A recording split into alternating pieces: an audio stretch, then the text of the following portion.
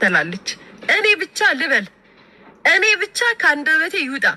ሊያሾ ብቻ ትናገር እስኪ። እያንዳንዱ እንቅስቃሴዋን ተመልከቷት። ሊያሾ የምትላት ነው የምታደርገው። ያስ ምን ምክንያቱም እኔ ምንም ቢሆን እንድትወድቅብኝ አልፈልግም። ጋይስ ከኔው ጋር ትረጋገጣታለች ልጅ እንጂ ከሌላ ሰው ጋማ ቢሆን እንዴ ደስ አይለኝም። ጋይስ እንደው ነገሩን ጨዋታን ጨዋታ ያነሷል የሀገሬ ልጆች። ደስ ብሎኛል።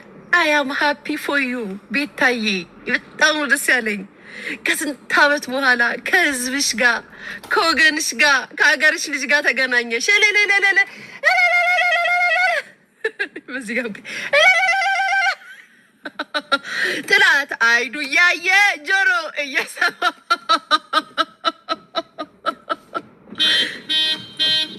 ጥላት አይኑ እያየ ጆሮ እየሰማ በእነሱ ቤትማ ዱባይ ተገናኝተው እህቴ ቤታዬ ሊያስቀኑ ነበር። ጋይስ ጠብቁ።